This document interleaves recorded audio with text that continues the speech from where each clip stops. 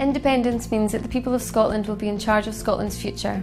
Together we care most about our nation, so nobody else is going to make as good a job of making Scotland a success. Wait a minute, Scotland's future is already in Scotland's hands.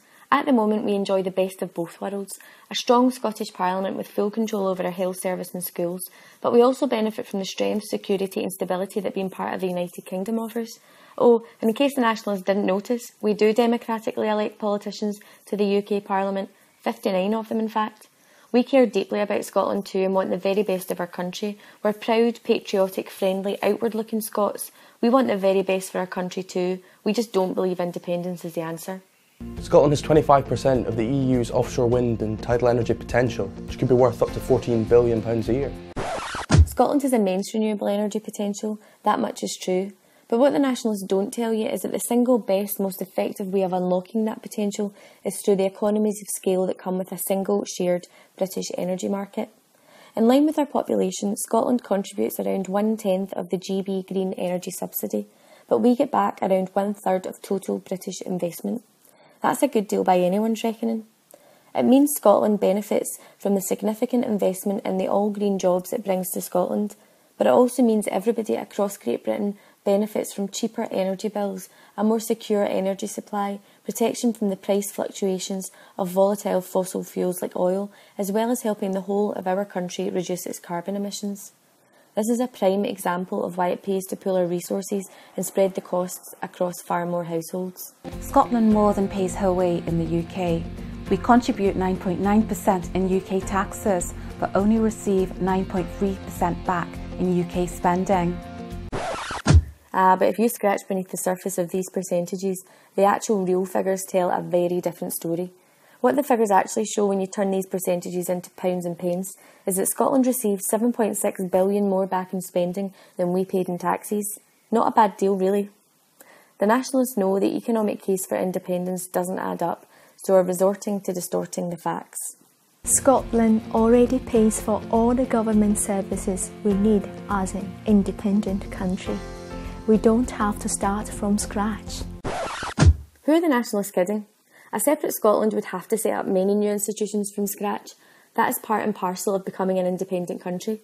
We currently pay a share of the UK government services through our taxes. For example, there is no Scottish MI5, Scottish MI6, Scottish Ministry of Defence, Scottish Foreign Office, Scottish Department for Work and Pensions, Scottish DVLA, Scottish Border Agency and so on. All of these operate on a UK-wide basis and have done so for decades.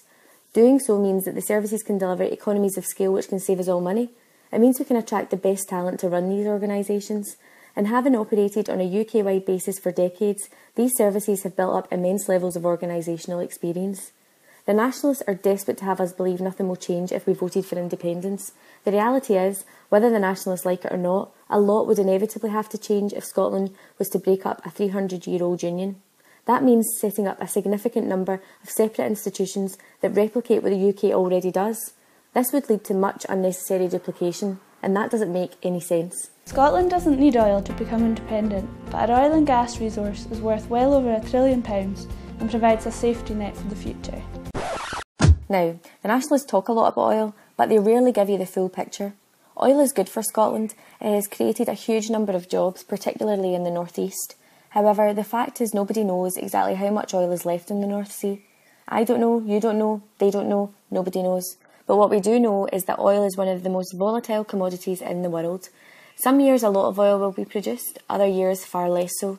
In fact, the difference between the highs and lows is as much as the total NHS budget in Scotland. That is a lot of money to be gambling on. What's more, the nationalist claims that there will be some oil boom have already been debunked by some of the country's leading economists. If you do include oil and gas in our national accounts, we would be the 8th wealthiest nation per capita in the developed world. The fact is, even if you include a geographical share of North Sea oil, Scotland ran at a net fiscal deficit of £7.6 billion in 2011-2012. And while independence would be forever, oil is not. One day it'll run out. With independence we're saving some UK spending, so the initial start-up cost will be met by the £250 million annual saving from the UK's nuclear weapons and the £50 million annual saving from no longer paying for politicians at Westminster. Whether you agree with Trident or not, What we can all agree on is that you can't spend the same money twice. The Nationalists have spent the apparent savings from Trident umpteen times, over 20 and counting. We know the Nationalists want to get rid of Trident, but they can't keep kidding us on that the money will be able to pay for everything. The start-up costs of a completely separate country are going to be formidable, but the Nationalists have so far refused to tell us how much it will all cost. What we do know from the Nationalists' leaked cabinet paper is that one of the largest institutional costs will be that of the tax collection and administration.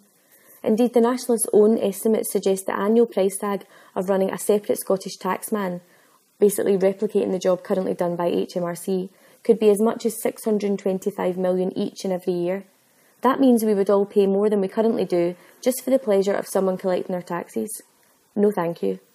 And as for the $50 million we'd apparently save by not having MPs represent us in the UK Parliament, how much do the Nationalists expect the cost of running Holyrood would increase by if Scotland became independent? How many more MSPs would there be? And how much would all this cost? Again, no answers. If Scotland votes yes, the first independent parliament will be elected in 2016. Well, if you put aside the hypothetical nature of the question, it assumes that a hugely complex and lengthy series of negotiations could all be conducted and concluded within a heroic timetable of just 18 months. Is that really realistic? And really, is this a reason to vote for independence? We already elect MSPs to our Scottish Parliament. Scotland would remain part of the European Union. We can't just be kicked out. And EU law makes clear that Scotland won't be forced to join the euro. We'll continue to use the pound just as we do today. As the Nationalists fine well know, the overwhelming majority of legal opinion on this issue makes clear that if Scotland was to become independent, it would have to reapply to join the European Union. But don't just take our word for it. Take the man in charge of the European Commission, President José Manuel Barroso. And with reapplication comes many downsides. For example, we would lose our opt-out of the European single currency and would have to commit to join the Eurozone. We would also lose our share of the UK rebate that is worth around £135 for every Scottish household. Scotland has a wealth of talent. For our size, we have more world-class universities than any other nation, and our research tops world league tables. Scotland's universities are world-leading. That is rightly a great source of pride. But in order to ensure our universities remain world-class, they need to be properly funded.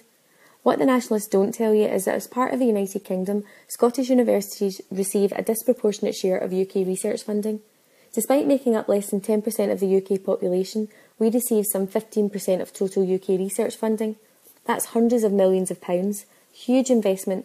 No sensible person could argue that Scotland doesn't get a good deal right now. And what is the Nationalists' alternative?